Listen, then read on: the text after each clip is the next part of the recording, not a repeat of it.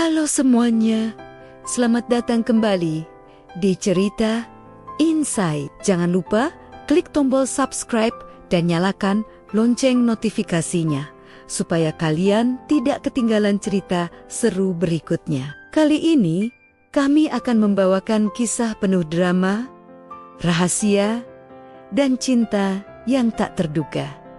Yuk, kita mulai ceritanya. Ningrum, seorang gadis muda dengan hati lembut dan wajah yang penuh kesederhanaan, sebenarnya bukanlah gadis biasa. Ia diam-diam adalah seorang dokter berbakat yang dikenal di dunia medis dengan nama samaran Dokter Nirmala.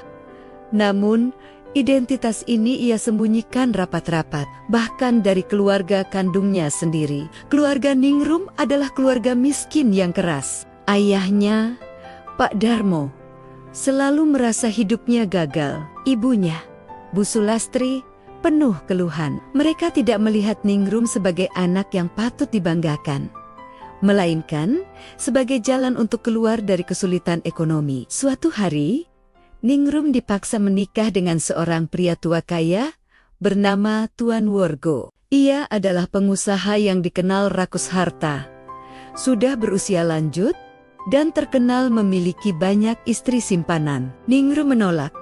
Hatinya memberontak. Namun, orang tuanya memaksa, berkata, "Ningrum, ini kesempatan kita. Kalau kau menikah dengan Tuan Wargo, hidup kita akan terangkat.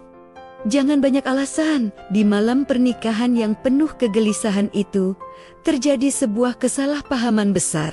Bukannya menikah dengan Tuan Wargo, Ningrum justru dinikahkan dengan seorang pengusaha muda tampan bernama Bagas Cendekia, pemilik grup Cendekia, sebuah perusahaan mainan terbesar di Indonesia.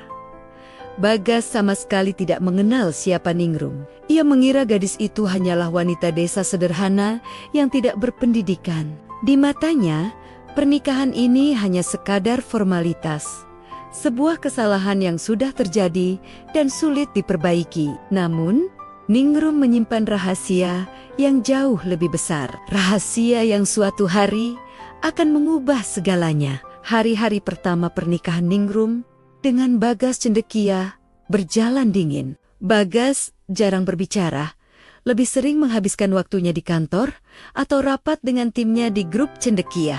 Bagi Bagas, pernikahan ini hanyalah kesalahan administratif yang sulit dijelaskan kepada publik. Di balik sikap dinginnya, Ningrum tetap menjalani hari dengan penuh kesabaran. Ia sadar, semakin ia menampakkan dirinya yang sebenarnya, semakin besar resikonya. Karena dunia tidak mengenalnya sebagai Ningrum, melainkan sebagai Dokter Nirmala, sosok legendaris di dunia medis yang banyak dicari oleh perusahaan besar untuk riset kanker. Suatu malam, Ningrum duduk sendirian di ruang kerjanya yang kecil. Di hadapannya berserakan berkas penelitian, catatan medis, dan hasil uji laboratorium. Dengan pena di tangannya, ia menulis, "Aku tidak boleh ketahuan. Jika Bagas tahu aku adalah Dokter Nirmala, ia pasti akan menghubungkannya dengan grup Mandala, musuh besar perusahaannya. Itu akan menghancurkan segalanya." Sementara itu, keluarganya, Pak Darmo, dan Bu Sulastri tidak berhenti mengganggunya. Mereka sering datang ke rumah besar keluarga Bagas, meminta uang, kadang dengan cara memaksa. Suatu hari, Pak Darmo berteriak di depan gerbang rumah mewah itu, "Ningrum, ingat siapa orang tuamu. Kalau kau tidak memberi uang, aku akan ceritakan asal-usulmu yang memalukan kepada suamimu." Para pembantu rumah melihat, para tetangga mulai bergosip. Ningrum merasa hancur. Ia tahu, ayah dan ibunya tidak akan berhenti sebelum mendapatkan apa yang mereka mau. Di sisi lain, Bagas mulai curiga. Ia melihat istrinya sering menghilang, terkadang semalaman. Ia juga pernah menemukan sebuah buku catatan medis di kamar Ningrum, penuh dengan istilah yang sulit ia mengerti. Namun, setiap kali Bagas bertanya, Ningrum hanya tersenyum samar dan menjawab singkat, "Itu hanya hobi lamaku." "Mas, tidak penting."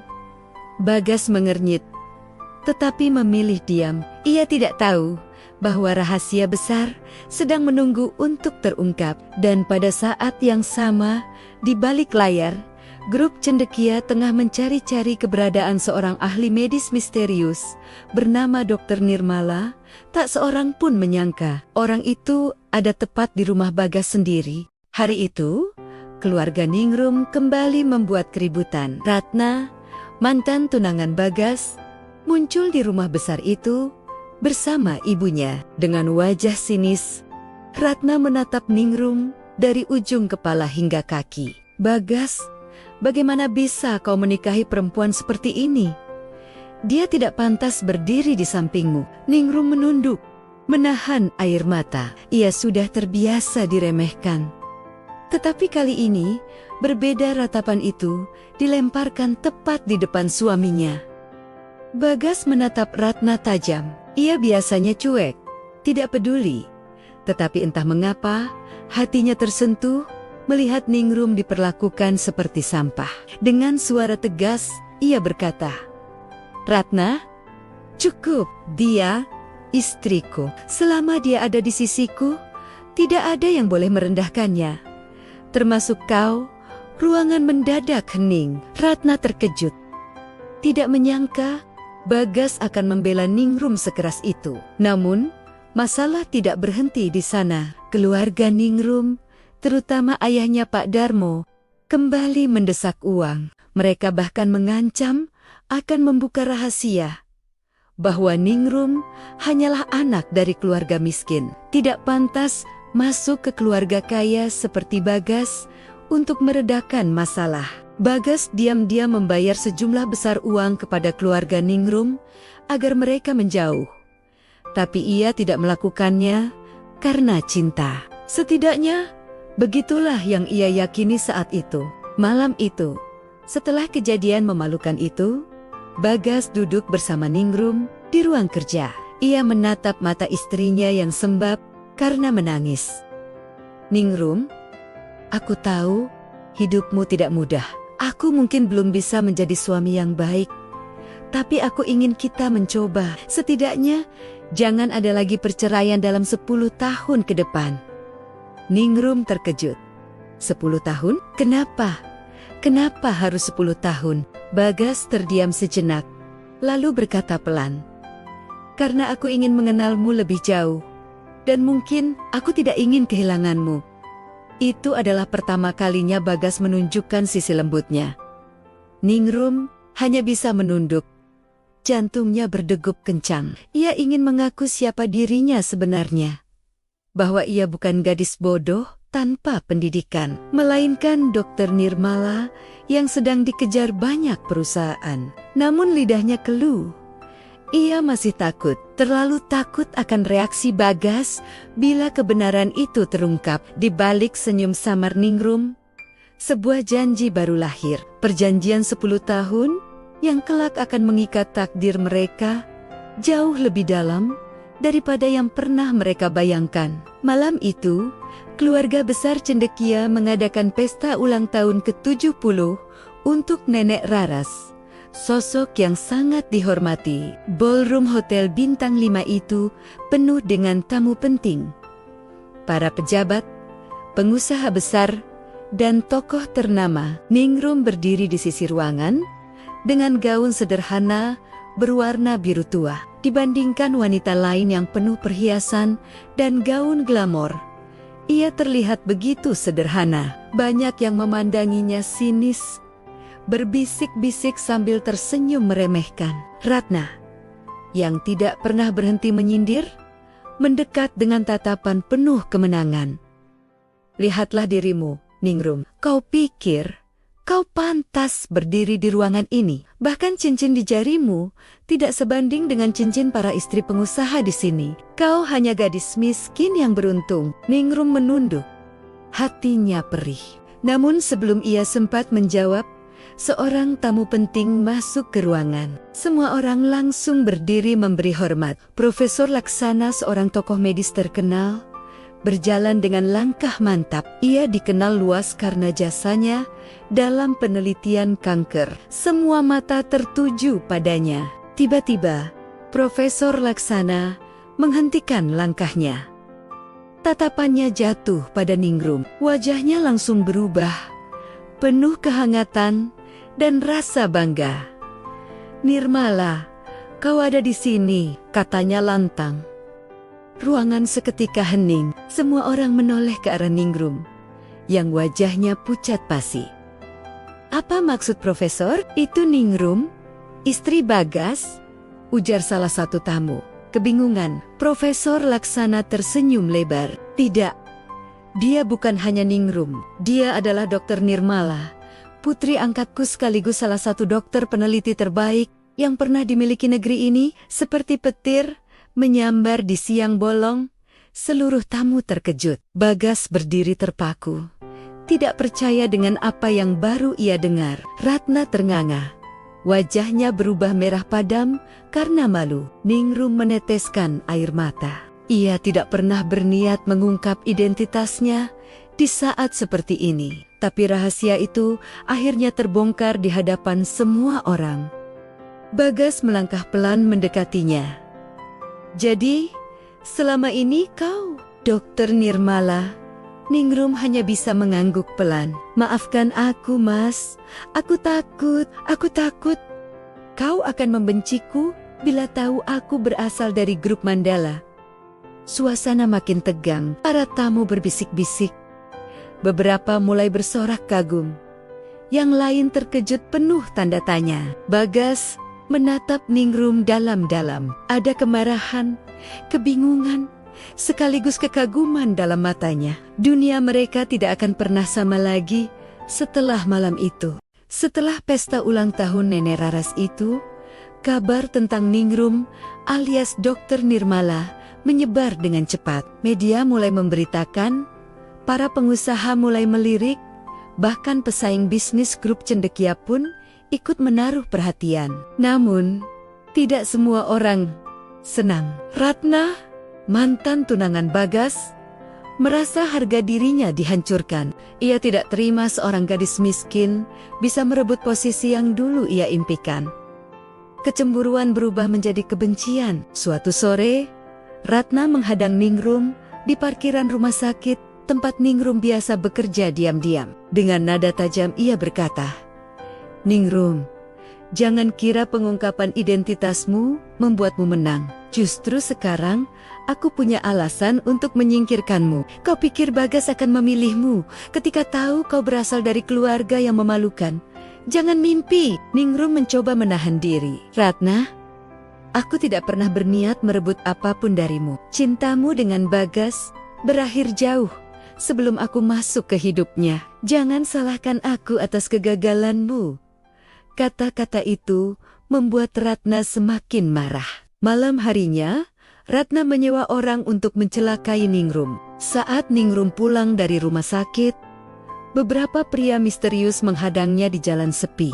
Namun, sebelum mereka sempat menyakiti Ningrum, Bagas muncul bersama sopirnya. Ia melompat turun dari mobil dan menghadapi para pria itu tanpa ragu. Perkelahian singkat terjadi. Bagas bahkan sempat terkena pukulan keras di bahu.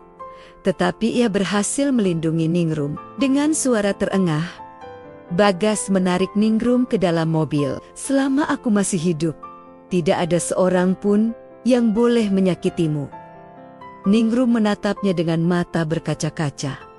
"Tapi Mas, kalau kau melindungiku terus, perusahaanmu bisa terancam." Ratna dan keluarganya punya pengaruh besar. Bagas menggenggam tangannya erat. "Biar saja, perusahaan bisa kugantikan. Tapi kau? Tidak, aku tidak akan pernah membiarkanmu hilang dari hidupku untuk pertama kalinya." Ningrum benar-benar merasakan bahwa Bagas mencintainya, bukan hanya sebagai kewajiban dalam pernikahan yang salah, tapi sebagai seorang wanita yang berarti baginya.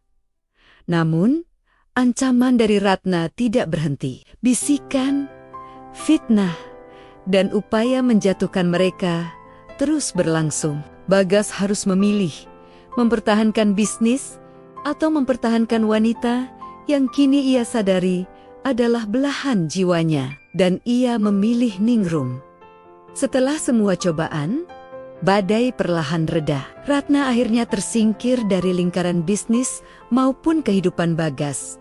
Upayanya menjatuhkan Ningrum justru membuat reputasinya hancur di mata banyak orang. Di sisi lain, Ningrum dan Bagas mulai menemukan ritme baru dalam kehidupan mereka. Mereka tidak lagi sekadar suami istri karena perjodohan yang keliru, melainkan pasangan yang saling memahami, saling melindungi, dan saling percaya. Bagas kini tidak ragu lagi memperkenalkan Ningrum di depan publik. Inilah istriku, Ningrum, yang kalian kenal sebagai Dr. Nirmala. Ia bukan hanya wanita yang kucintai, tetapi juga partnerku dalam membangun masa depan.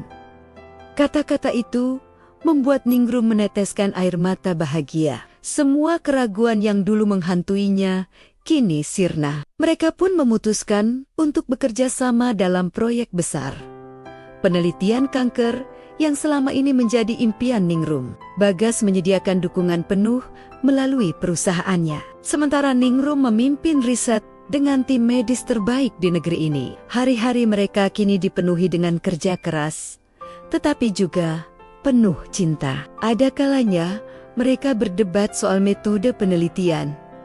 Ada kalanya tertawa bersama di tengah malam ketika lembur. Namun, semua itu justru membuat ikatan mereka semakin kuat. Suatu sore, ketika matahari mulai tenggelam di balik jendela laboratorium, Bagas memandang Ningrum dengan senyum hangat. Aku tidak pernah menyangka pernikahan yang dulu kuanggap kesalahan terbesar ternyata menjadi hadiah terindah dalam hidupku.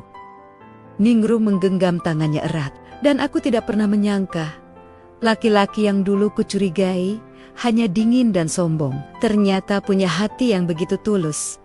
Mereka berdua tersenyum. Tidak ada lagi rahasia, tidak ada lagi kebohongan, hanya ada cinta, kepercayaan, dan mimpi untuk masa depan. Di luar sana, dunia mungkin masih penuh intrik dan persaingan, tetapi di dalam hati mereka hanya ada satu keyakinan. Selama mereka bersama, tidak ada yang tidak bisa mereka hadapi. Dan begitulah kisah Ningrum dan Bagas Cendekia berakhir, setidaknya untuk saat ini. Karena setiap akhir selalu menjadi awal dari perjalanan baru yang lebih panjang.